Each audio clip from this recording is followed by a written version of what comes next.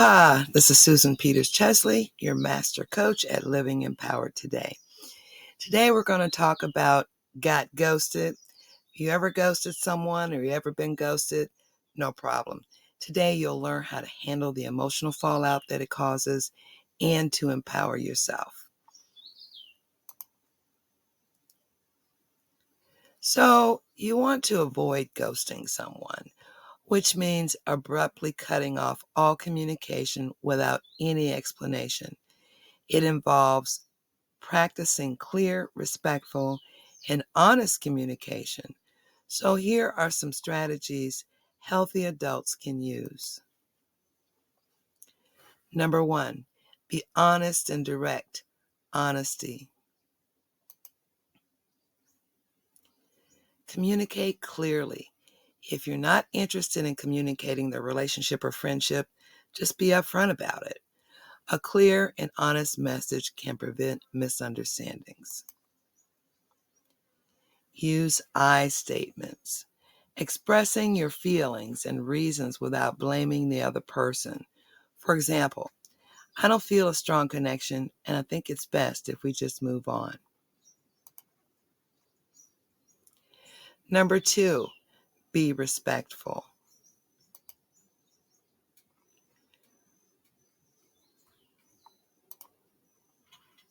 Respect their feelings. Consider how your message will affect the other person. So be kind and considerate in your approach. There's no need to be rude or condescending. Just say what you feel and respect their feelings. Avoid blame. Keep your conversation focused on your feelings and decisions rather than pointing out their flaws. You're not their therapist. You're not their all in all. Concentrate on you. That's all you can control. Number 3, choose the right medium.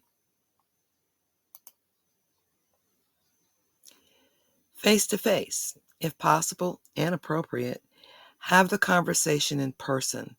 This shows respect and allows for a more genuine interaction. A call or video chat. In an in-person meeting isn't feasible. A phone call or video chat is more personal than text or email. Number 4, provide closure. Explain your decision. Briefly explain why you're ending the relationship or communication. Providing a valid reason helps the other person understand and move on. Remember, you want to be respectful of the other person. You want to give them the same respect that you want returned back. Offer good wishes. End on a positive note by wishing them well. Really, seriously, not in a snarky way, but really wishing them well. For example, I wish you all the best in the future, and mean it. Number 5, be prepared for reactions. You can expect various responses. Be ready for differing reactions, including sadness, anger, or acceptance. Stay calm and respectful regardless of their response. Never tolerate abuse. You can choose just to walk away. Give space if needed. If the other person needs space or time to process the conversation, respect their needs. There's no need to be demanding of an answer right now. Again, we want to give respect that we want to receive back. Maintain boundaries. Number 6, stick to your decision. Once you've communicated your decision, avoid reopening the conversation unless it's absolutely necessary. This helps both parties move on. Arguing brings no solution. Refuse to argue. This is where your boundaries are really important right now. If you've communicated your decision and they don't want to let it go, say, well, I'm sorry. I'm not going to argue with you. You can accept the decision and the situation, and we can move on and leave it at that. Limit contact. Gradually reduce contact if needed, but avoid cutting off abruptly without explanation. A lot of people do this. They just cut you off like a knife without anything. Well, avoid that. You can gradually reduce. If you see this person every day, change the places that you go to. Say if you work at the same place, avoid going to lunch at the same time. See if you can move your workstation if it's really important to do that. Or if it's in your family, that can be a little bit difficult, but you can do the same thing by reducing the times you get together. As an adult, older adult, we've learned how to do these things, but our emotions might get the best of us and we just want to cut people off at the knees. Don't do that.